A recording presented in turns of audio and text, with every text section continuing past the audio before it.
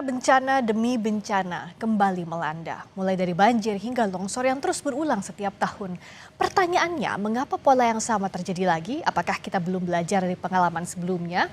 Di satu sisi, pembangunan dan pemanfaatan sumber daya alam terus berjalan. Namun di sisi lain, masyarakat harus menanggung risiko bencana yang semakin sering dan semakin besar dampaknya. Malam ini saudara, kita akan mengulasnya terkait apa saja yang harus dievaluasi agar bencana ini bisa diantisipasi dan bagaimana penanganannya hingga saat ini.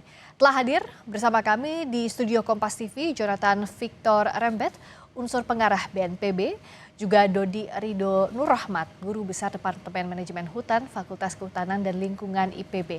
Selamat malam Pak Victor, juga Pak Dodi. Malam. Terima kasih sudah hadir di Sapa Indonesia Malam. Nah, kalau dari BNPB tentu yang pertama kali sekarang pemetaan daerah bencananya seperti apa Pak? Mana daerah yang paling parah terdampak, mana yang masih butuh akses dibuka?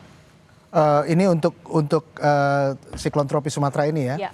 Artinya ketika kita bicara seperti ini masih pemetaan itu masih terus berjalan karena memang akses masih banyak yang belum dapat ditembus. Ya. Walaupun kita sudah berusaha, memang kalau yang terdampak paling parah itu Sumatera Utara. Kalau dihitung dari korban. Paling banyak ya? Paling banyak. Tetapi kemudian di Aceh juga masih banyak daerah yang sulit untuk masih ditembus. Oleh karena itu kalau kita bicara sampai sekarang hitung-hitungannya bagaimana, karena ketika kita bicara tentang pemetaan sudah tentu pemetaan korban yang paling pertama itu masih Sumatera Utara, tetapi kemudian penghitungan kerugian masih sedang dilakukan dan kemudian akses jalan juga masih dilakukan, sehingga harapannya dalam 2 hari ke depan kita lebih tahu lebih jelas lagi ya. Nah, dalam hari-hari ini sebenarnya bagaimana soal status kebencanaan dan penanganannya seperti apa agar masyarakat juga kan bisa tahu. Banyak yang mendorong ini ayo segera jadi bencana nasional karena dianggap dampaknya masif. Nah, sebenarnya seperti apa Pak? Ya, kembali saya sudah berbicara banyak tentang penetapan status bencana nasional, karena penetapan status bencana nasional itu adalah sebetulnya kita bicara tentang sumber daya. Ketika level pertama, level kabupaten kota sudah tidak mampu, mereka akan bicara dan dinaikkan ke level provinsi. Sekarang level provinsi sudah mengeluarkan tiga-tiganya SK tanggap darurat dan itu sudah dilakukan. Tetapi kalau memang provinsi sudah tidak mampu lagi, ini paling tidak di levelingnya, ya. Itu baru mereka melaporkan dan meminta untuk diberlakukan status nasional, bencana nasional. Tetapi sampai sekarang belum, dan oleh karena itu kita menunggu, dan kalaupun sudah itu masih dilakukan kajian, karena kajian itu menyangkut kerusakan, menyangkut sumber daya yang masih ada atau tidak. Dan kalau kita melihat memang desakan banyak sekali ya, dari medsos, kemudian juga kita menghargai karena ini bukan sesuatu yang mudah untuk diterima, khususnya warga terdampak, khususnya juga untuk teman-teman yang kehilangan, banyak sekali telepon untuk mencari keluarga yang hilang, dan juga teman-teman yang punya niatan baik itu lembaga kemanusiaan ataupun itu lembaga-lembaga advokasi yang merasa harus dinaikkan status. Tetapi memang kajian itu belum sampai ke sana karena sumber daya masih ada. Kalau misalnya dibandingkan dengan 2 status bencana nasional yang pernah kita alami, tsunami 2004 itu memang semua sudah hancur dan tidak ada lagi kemampuan untuk baik secara pengelolaan publik dan kemudian sumber daya tidak ada, dan oleh karena itu 2004 itu dinyatakan status bencana nasional. Tetapi kalau kita melihat ini, pertama dari segi leveling, kemudian dari sumber daya, dan kemudian dampak kerusakan, itu yang kemudian pengambilan keputusan yang tidak mudah di situ. Jadi kita menghargai masukan, desakan, tetapi kita juga harus melihat ini sebagai sumber daya masih bisa dilakukan, dan pemerintah pusat sudah melakukan upaya yang masif untuk menurunkan sumber daya pusat, mendukung semua kerja-kerja kemanusiaan dan tanggap darurat di 3 provinsi ini. Nah, kalau Pak Dodik melihatnya dengan kondisi kebencanaan seperti ini, bagaimana penanganannya? Kalau dari sisi korban ataupun keluarga korban, tentu kan ini adalah masa-masa yang membuat siapapun pasti down. Karena tidak bisa ada masuk bantuan, masih banyak akses yang tertutup. Cara bertindak seperti apa sih sebenarnya yang diharapkan? Ya, tentu saja untuk saat ini prioritas adalah bagaimana menangani korban ya, karena masih banyak. Termasuk di IPB beberapa mahasiswa saya juga dilaporkan belum bisa belum bisa menghubungi keluarganya. Tentu ini situasi masih terputus sampai saat ini, masih banyak yang terputus, sehingga situasi itu sangat memprihatinkan, tentu saja kita sangat ikut prihatin ya dan berempati dengan korban dan keluarga korban. Tetapi ke depan tentu saja ini harus kita jadikan pembelajaran bagi semuanya. Jadi kita perlu evaluasi total ya, evaluasi total tata kelola sumber daya alam dan lingkungan di Indonesia supaya ini tidak terulang. Kalau banyak orang bilang kita perlu tobat lingkungan, perlu tobatan nasuha, tobatan yang bersungguh, tobat yang bersungguh-sungguh. Tobat itu tidak mengulangi lagi dan akan memperbaiki yang lebih baik lagi kan gitu. Jadi tidak cukup banyak ketika ada bencana kemudian kita seolah-olah melakukan pertobatan tetapi kemudian lupa lagi. Nah ini yang harus kita saling mengingatkan saya rasa. Nah mencegah itu artinya apakah yang harus dievaluasi pertama adalah tata kelola lingkungannya yang sebenarnya ini bisa diprediksi kalau dengan kerusakan sekian harusnya ada hal yang bisa dimitigasi lebih awal. Ya jadi harus kita bedakan Mbak ya. Jadi ada pemicu bencana ini atau pemicu kejadian ini kan sebenarnya ada 3 ya. Yang pertama cuaca ekstrim. Cuaca ekstrem itu nggak bisa kita manage, yang bisa kita mitigasi, karena itu given sifatnya. Given udah siklon ya sudah, itu cuaca, given. Ya? Cuaca ekstrem itu kita bisanya memitigasi, bukan memanage. Yang kedua kondisi geografis, adanya di pegunungan dan sebagainya, kita bisa memitigasi, ya misalnya dengan membuat turap dan sebagainya. Bisa dengan cara alami, bisa dengan cara mekanis. Nah, yang ketiga kerusakan lingkungan ya yang disebabkan oleh manusia ya ini yang bisa kita manage sesungguhnya. Ya, karena ini kan sebenarnya tata kelola ini kan kita yang menciptakan. Nah, ini menurut saya yang ketiga ini yang bisa kita manage dan kita hindari karena sebetulnya kalau kita tanya penyebab penyebab dari kejadian ini kan kita harus pisahkan. Kejadian ini sendiri banjir bandang ini kan sebetulnya akibat ya. Penyebabnya kan ada yang namanya akar masalah, ada gejala masalah. Kita lihat hutan gundul itu gejala masalah. Tapi akar masalahnya kenapa hutan gundul? Akar masalahnya kan ada tata kelola di situ yang harus kita perbaiki. Ada kegagalan dalam tata kelola, yang itu yang harus ke depan harus betul-betul kita perbaiki. Untuk penanganannya apakah berbeda dengan 3 faktor tadi yang disebutkan oleh Pak Dodi? Baik itu cuaca ekstrim, lalu juga geografis maupun kerusakan lingkungan. Ya. Sebetulnya kalau paling tidak dari yang tata kelola yang dilakukan oleh BNPB ketika kita melihat sebuah ancaman sudah ada, karena ini bicaranya ancaman ya, ini ancaman jadi artinya hazard. Hazard itu sudah ada dan kemudian hazard itu akan dikelola karena ada slow onset kalau bencana ya, ada fast onset. Ini sebenarnya slow onset, artinya bisa diprediksi. Nah diprediksinya sebetulnya teman-teman BMKG yang menolong kita. Sehingga sebetulnya siklon tropis ini sudah 8 hari sebelumnya sudah diberitahukan oleh BMKG. Sudah diberitahukan kepada pemerintah daerah. Dan kemudian ini saya hanya mengutip dari apa yang dikatakan oleh Kepala BMKG. 4 hari kemudian juga sudah diberitahukan. Lalu 2 hari kemudian sudah dilakukan. Nah, peringatan dini, tata kelola kita, peringatan dini harusnya dilakukan selanjutnya langkah adalah aksi dini. Nah, aksi dini ini artinya apa? Bisa melakukan mengeluarkan SK siaga darurat, di mana bisa mengerahkan semua sumber daya daerah, baik itu kabupaten kota maupun provinsi, tetapi juga bukan hanya itu, mempersiapkan semua OPD terkait dengan tugas dan fungsi masing-masing. Nah itu yang dimaksudkan dengan aksi dini, sehingga ketika early warning system atau sistem peringatan dini sudah diberikan, yang tugas dan fungsi ini adalah BMKG, aksi peringatan dini harus dilakukan oleh aksi dini ini harus dilakukan oleh pemerintah daerah. Nah ini yang agak miss. Betul memang karena ini mungkin baru kasus kedua Pak ya. Siklon ini baru kedua, siklon tropis ini. Yang pertama di Seroja 3-4 tahun lalu dan sekarang di Sumatera bagian utara mulai Sumatera Barat sampai kepada Aceh. Jadi memang ini belum pernah ada, tetapi yang dikatakan oleh Pak Budi tadi bukan berarti kalau sudah ada peringatan dini kita berdiam diri saja. Betul. Harus ada aksi dini. Betul, apalagi sudah ada data early warning system, harusnya aksi dini dilakukan. Nah, miss-nya ini seperti apa dan bagaimana ke depannya agar tidak berulang lagi, kita bahas usai jeda di Sapa Indonesia Malam.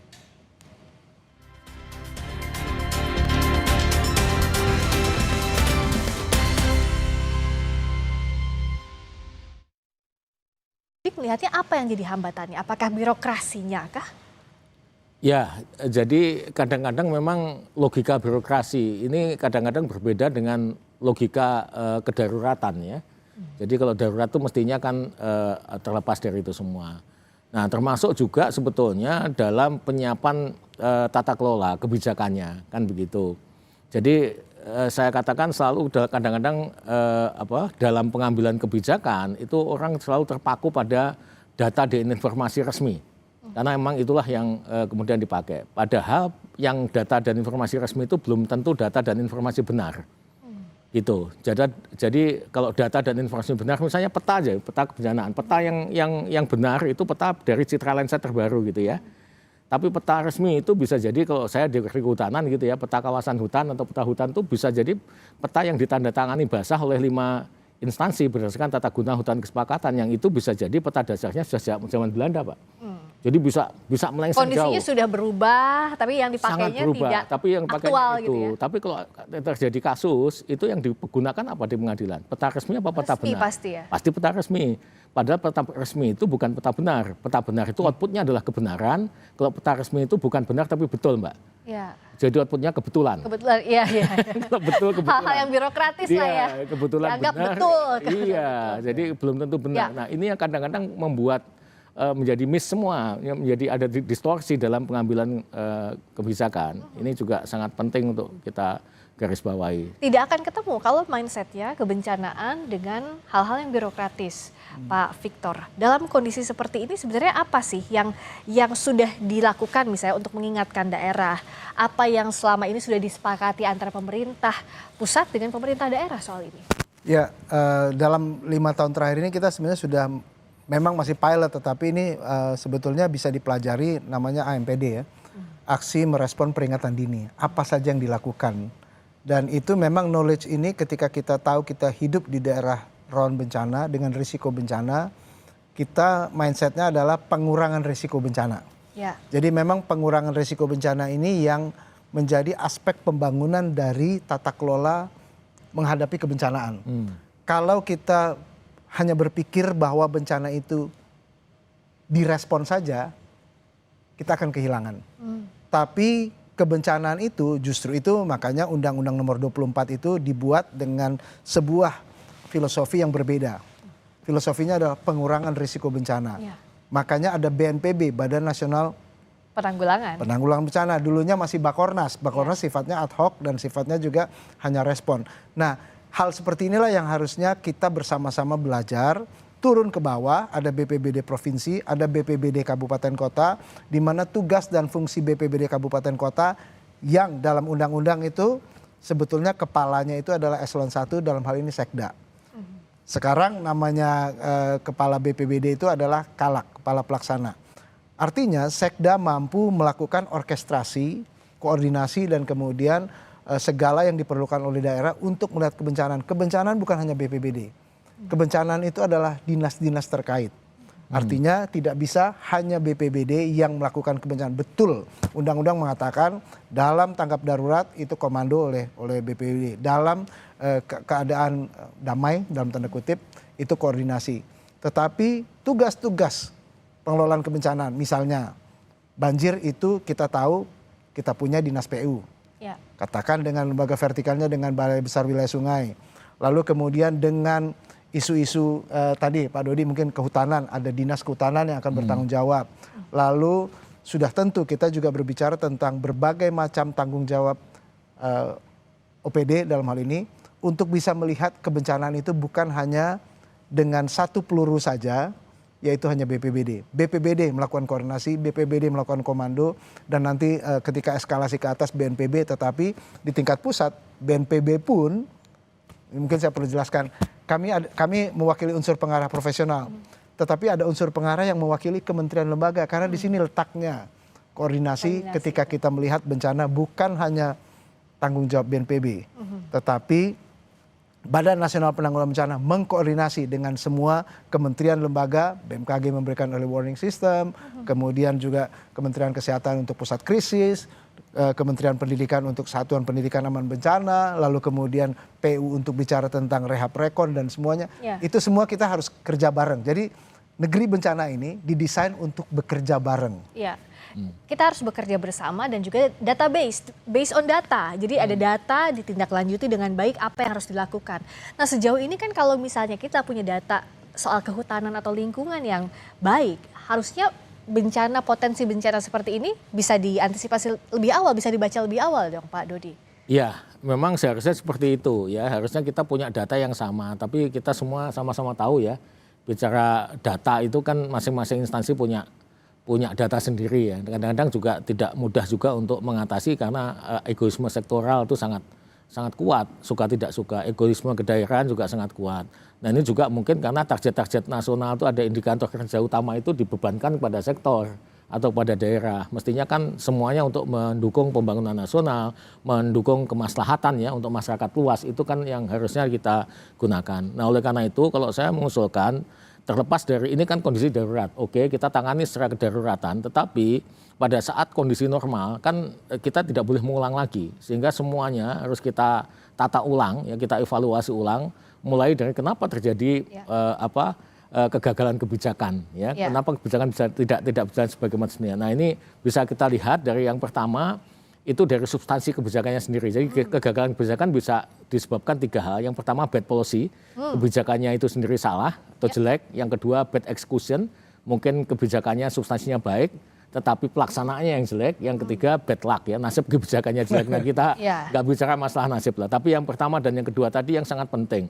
Karena substansi kebijakan ini harus diperbaiki dulu. Kalau ada yang keliru harus sama-sama kita betulkan, kita benarkan gitu. Supaya nantinya ketika dilaksanakan itu bisa berjalan dengan baik. Karena substansi kebijakan yang salah dilaksanakan dengan baik dan konsisten, hasilnya akan konsisten salah. Iya. Nah ini kan menjadi persoalan. Makanya gitu. Sejak awal harus betul dulu itu. Harus dibetulin dulu, harus dibenarkan dulu. Nah kemudian ketika itu sudah benar, baru eksekusinya harus baik. Misalnya ada AMDAL, ya dilaksanakan kan gitu. Ada kajian lingkungan hidup strategis, ada RT/RW, ya. Kalau itu sudah RT/RW udah benar, tapi kalau dilanggar kan artinya bad execution itu. Ya, oke. Ya, itu saya rasa. Soal penanganan ini saya juga sudah terhubung saat ini dengan Sugiyat Santoso, Wakil Ketua Komisi 13 DPR RI. Selamat malam, Pak Sugiyat.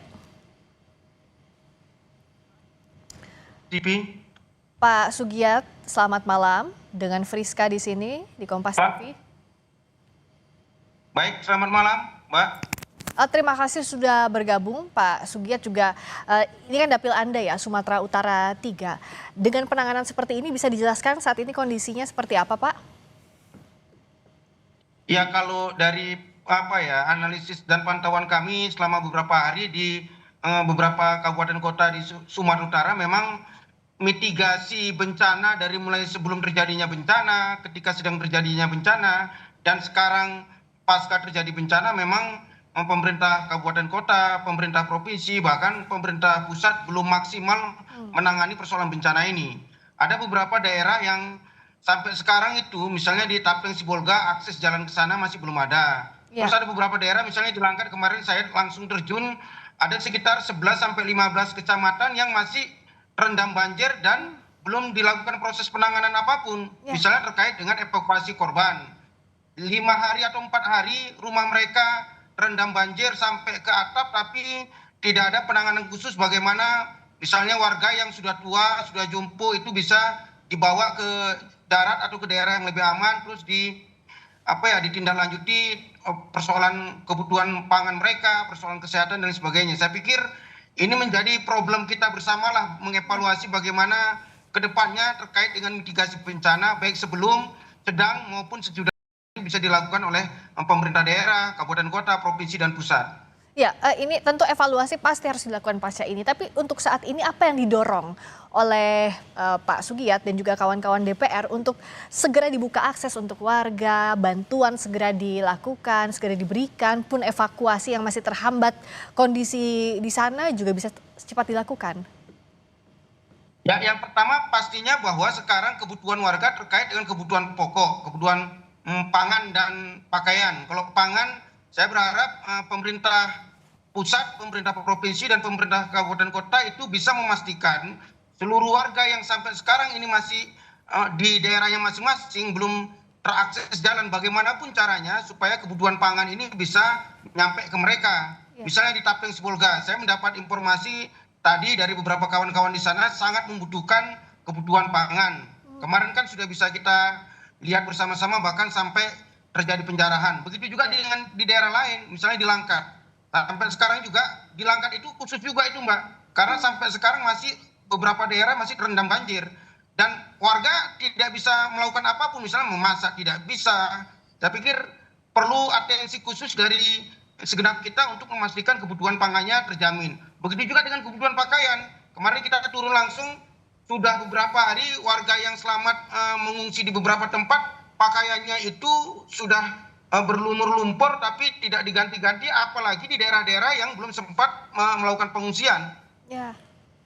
Dengan kondisi seperti ini tentu kebutuhan para korban yang harus diutamakan. Tadi ada kebutuhan pangan, lalu juga akses jalan ke sana masih sulit untuk distribusi bantuan, pakaian bahkan yang melekat di badan saja yang saat ini tersisa. Itu dengan kondisi seperti ini apa yang bisa dilakukan? Sementara akses kan terputus, Pak Victor. Memang kalau berdasarkan textbook harusnya sudah ada tim reaksi cepat dari pemerintah daerah yang memberikan pelaporan, artinya mereka punya data, tadi kita bicara data. Dan tim reaksi cepat inilah yang kemudian memberikan data kebutuhan. Nah memang yang harus kita bersama-sama, tadi Pak Sugiat mengatakan kita harus bersama, tidak bisa sendiri. Artinya dalam kondisi yang seperti ini BNPB melakukan pendampingan. Dan oleh karena itu pendampingan ini menolong setiap kabupaten kota untuk bisa bekerja lebih efektif. Pertama, mereka dalam kondisi yang panik. Kemungkinan keluarganya juga terdampak, kita harus mengakui itu. Yang kedua, sumber daya yang sangat terbatas. Dan oleh karena itu dari pusat Badan Nasional Penanggulangan Bencana berusaha untuk melakukan pendampingan. Tetapi juga sekarang yang sedang dikerahkan adalah relawan. Relawan itu sudah ribuan jumlahnya dan tinggal bagaimana disebar untuk kemudian bisa menolong dalam pengumpulan data, artinya menolong untuk kaji cepat, lalu kemudian menolong juga untuk pemenuhan kebutuhan awal, kebutuhan baku, dan ketiga bisa juga mendampingi, saya katakan mendampingi karena yang tugas utama itu SAR untuk pencarian dan evakuasi. LSM atau apapun yang punya tim yang untuk melakukan pencarian itu hanya pendampingan karena yang sebagai tugas pokok dan fungsinya adalah Basarnas, dan Basarnas akan melakukan evakuasi dan juga upaya-upaya yang masih mencari korban yang hilang. Pak Sugiat, kalau dengan kondisi seperti ini kan tadi ada laporan juga, tadi dari BNPB sudah menjelaskan bagaimana yang seharusnya dilakukan, koordinasi dengan tim reaksi cepat pemerintah daerah.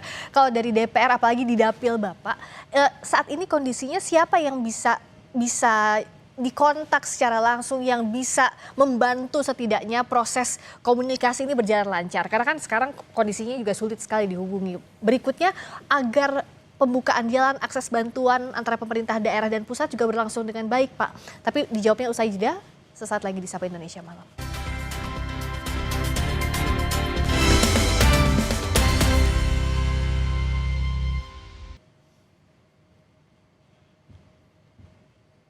Dan hari Kamis ketika puncak-puncaknya hujan yang sangat deras beberapa hari di Sumut, saya berada di Kota Medan. Ini ambil contoh misalnya di Kota Medan. Ya. Pada saat itu kita sudah dapat banyak pengaduan, misalnya rumah mereka sudah tenggelam dan beberapa orang tua yang itu tidak mungkin mereka menyelamatkan diri sendiri, perlu evakuasi lah. Ya. Tapi kita agak kesulitan misalnya melapor ke pemerintah daerah, pemerintah provinsi, apalagi pusat ya.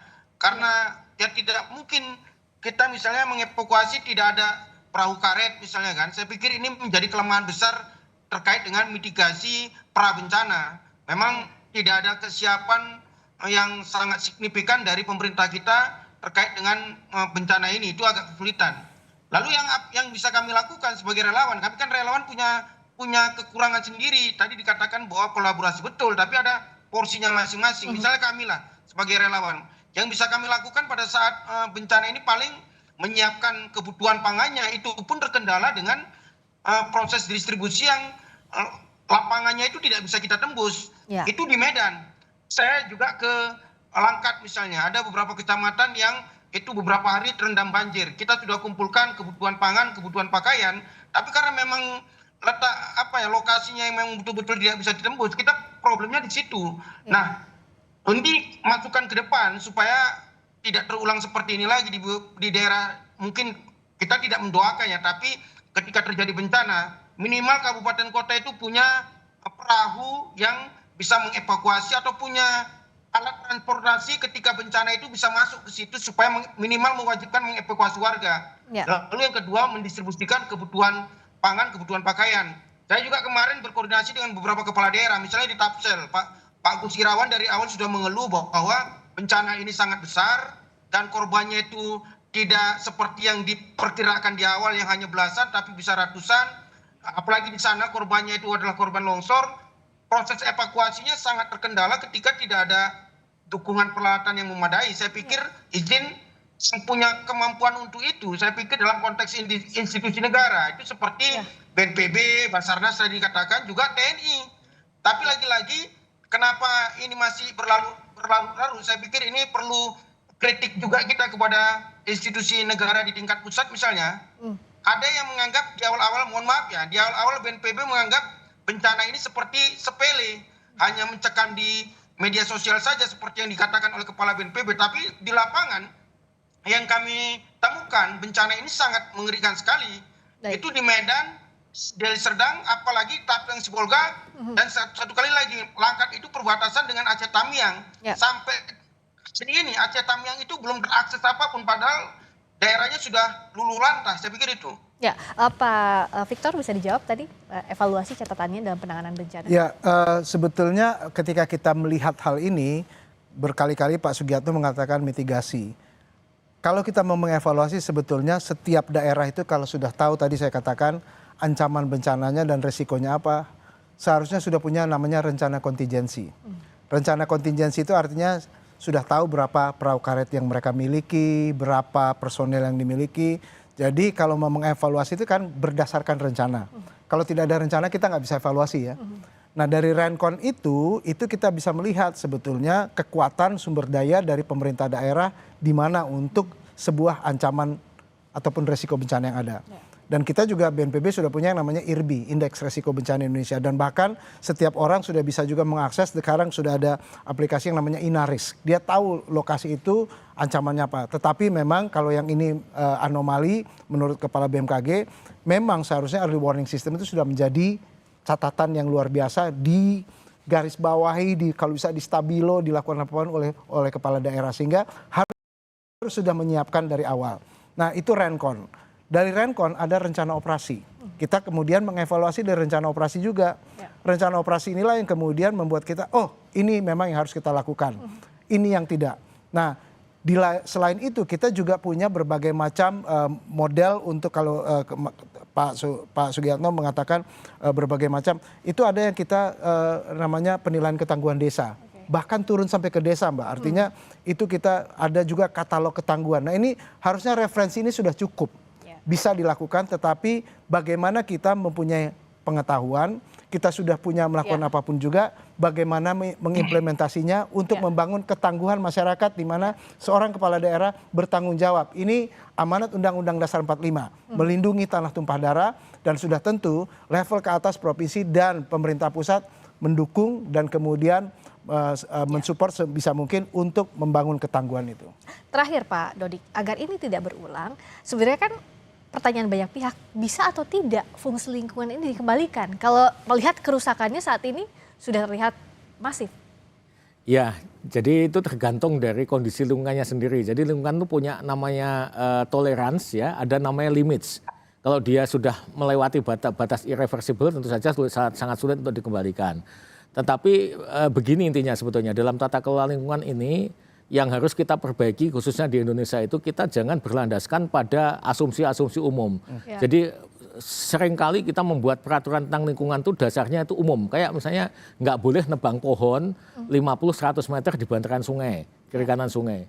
Itu kan aturan umum. Padahal kalau lokasinya di hulu jangankan 50-100 meter, mungkin 1-2 meter saja kan berbahaya kalau lokasinya di hulu. Tapi sebaliknya kalau di hilir mungkin kita bisa nemu kompleks perumahan yang namanya riverside. Riverside itu kan bibir kali. Gitu ya. Nah ini sama dengan di Venice, di Amsterdam atau mungkin di Jakarta, itu yang paling penting drainase. Nah yang kedua terkait dengan sanksi hukum sebetulnya supaya tidak terulang lagi ya, itu menurut saya ini sedikit masukan. Kalau menurut saya sebetulnya sanksi hukum lingkungan yang efektif itu bukan dari besarnya nilai denda yang ratusan triliun ya, yang banyak diantaranya tidak bisa dieksekusi. Tapi kalaupun bisa dieksekusi, kalau itu bentuknya adalah PNBP, dia tidak digunakan atau sulit digunakan untuk pemulihan lingkungan. Padahal itu harusnya dilakukan untuk pemulihan Nah, lingkungan, sehingga ya. kita kembalikan lagi ke undang-undang bahwa sebetulnya sanksi lingkungan yang utama itu adalah tindakan tertentu namanya. Ya. Tindakan tertentu berupa pemulihan lingkungan. Ya. Jadi kalau ada denda dan sebagainya, alokasikan ke sana, sedangkan yang lain-lain sifatnya pidana, mungkin bisa kurungan dan sebagainya. Saya rasa itu yang harus kita dahulukan ya, pemulihan lingkungan. Pemulihan lingkungan dilakukan. Sekarang kita sepakat bahwa yang harus ditangani terlebih dahulu adalah korban, manusianya. Betul. Tapi evaluasi setelah ini harus wajib dilakukan Ya, agar evaluasi tidak total. berulang lagi. Terima kasih Pak Victor, terima kasih Pak Dodik, terima kasih juga Pak Sugit sudah hadir di Sapa Indonesia Malam. Berikutnya saudara, kami hadirkan informasi di tengah-tengah kunjungan ke posko pengungsian bencana banjir dan longsor di Padang Pariaman, Sumatera Barat, Presiden Prabowo Subianto menyinggung akan tegas memberantas korupsi. Selengkapnya usai jeda di Sapa Indonesia Malam.